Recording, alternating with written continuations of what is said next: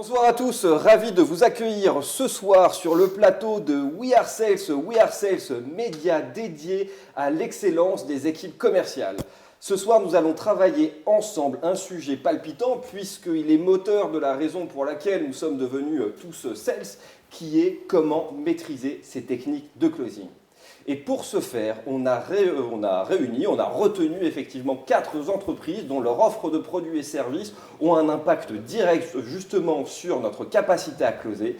Et je cite Mojo, Aircall, YouSign et celle-ci. Et justement, est-ce que lorsque vous êtes dans la phase de négociation, là je m'adresse à vous 4, vous repérez des signaux forts ou faibles qu'il faut prendre en compte chez le prospect pour se dire finalement ça ne sert à rien de négocier pour négocier, on peut passer directement au closing. Est-ce que ça vous parle pour Alain de vous 4? Tout à fait. Je pense qu'il y a quand même des éléments, un fort intérêt qui est exprimé de l'autre côté, qu'il faut saisir. Et du coup, ça nous permet de raccourcir énormément les cycles des ventes. Et voilà, il faut aussi se positionner avoir un mood un peu plus smart et identifier ces green flags qu'il nous donne pour dire, bon, on va arrêter d'aller mieux comprendre tout ce qui se passe parce qu'on a déjà compris, ils sont chauds et du coup, comment ça se concrétise. Et il y a des fois que que la force de nos produits fait que ça peut se faire bien plus vite. Okay. Clairement, excusez-moi, vas-y. Mais vraiment, il y a des signes forts et typiquement, avec celle-ci, on propose le tracking de documents. C'est-à-dire qu'on envoie un devis avec un lien public. Ce lien public, en fait, on sait qui consulte et à quel moment, combien de temps. Là, c'est le moment idéal pour un sales de rappeler parce qu'on sait que le prospect il est devant la proposition commerciale. Et donc ça, forcément, c'est un signe très, très chaud pour closer. Surtout quand on est en phase de négociation et qu'on s'est déjà mis plus ou moins d'accord sur le tarif. Okay. Donc effectivement, il y a quand même des sacrés marqueurs forts. Le champ lexical, la posture, l'intérêt du client. Et ce que j'entends aussi, c'est aussi accepter de sortir un peu du cadre, de la routine du cycle de vente qui nous est appris au Sales Enabler. Parce que même Sales Enabler dit, si vous repérez ces marqueurs-là, en gros, allez-y, quoi. Tentez le coup. Je pense qu'il y a beaucoup de psychologie à appliquer dans la vente.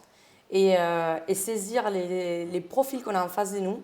Et quand on a la chance de se retrouver personnellement ou en visio, de dire ces signaux, comment ils prêtent attention, s'ils sont vraiment focus dans la discussion et comment ils valident les choses. Et même des fois, comme ils ouvrent les yeux face à une démo, ce sont des choses qu'on ne peut pas laisser échapper en fait. Ce sont des subtilités qu'il faut utiliser pour peut-être accélérer jusqu'à l'étape de closing. Okay. Ouais, moi, j'aurais envie de rajouter un truc. Pardon, non, je t'en prie, vas-y. Je pense que nous, les sales, on a un intérêt qui est confirmé. Moi, maintenant, ce que j'aime bien faire, c'est demander, par exemple, au head of sales avec qui je discute, Benoît, finalement, quelle case il faudrait qu'on coche aujourd'hui pour travailler ensemble demain. Et là, en général, si la personne est réellement motivée, finalement, elle va nous faire un peu la roadmap de ce qu'il nous reste à faire pour y arriver. Mais donc, en fait, on va co-construire le projet ensemble.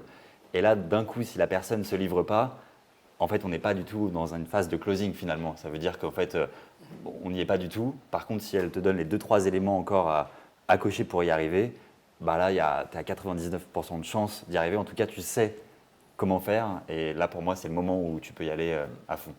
Mais avant, je pense qu'il faut vraiment aussi déterminer et vraiment comprendre quel est le processus, processus de décision chez le prospect. Si on n'a pas ça, du coup, on parle à un interlocuteur qui n'est peut-être pas décisionnaire. Et donc là, évidemment, on n'est pas du tout dans la phase de closing, on est plutôt dans la phase d'éducation. J'éduque mon prospect et derrière, si je ne parle pas à un décideur, je ne peux pas closer. Ouais, c'est sûr. Nous, ce qu'on fait d'ailleurs chez Mojo, ce n'est pas une question facile, mais je te rejoins tout à fait.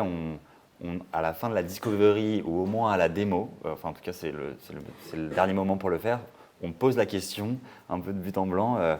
Est-ce que si on avance, c'est toi qui décides et au moins on est fixé, quoi. Mais ça nous est tous arrivé, les sales chez Mojo, de se dire ok, là je le sens bien, c'est un deal chaud. Et au final, non, on est avec un champion qui n'a pas réellement un pouvoir décisionnaire. Et en général, on est un peu déçu à la fin du cycle de vente où on se disait j'ai l'intérêt confirmé, ça répond bien à son besoin, il voit la valeur, mais finalement il ne peut pas décider. Donc je ne sais pas avec lui que je vais closer, quoi. Je rejoins un peu ce qui s'est dit, il y a tout un travail en amont à faire de mapping un petit peu des interlocuteurs impliqués dans le projet. On va avoir des champions, on va avoir des key users, on va avoir des decision makers, on va avoir aussi des personnes qui vont avoir le budget. L'idée c'est effectivement de faire tout ce travail en amont pour bien mapper ces interlocuteurs et puis après au fur et à mesure du cycle de vente et jusqu'au closing y compris, l'idée va être d'aller chercher le oui chez chacun des interlocuteurs et des parties prenantes impliquées parce que tout le monde ne va pas parler le même langage. Donc il va falloir aussi se mettre dans la peau un petit peu tous ces interlocuteurs-là et pouvoir les impliquer sur les différents aspects qui vont constituer le projet.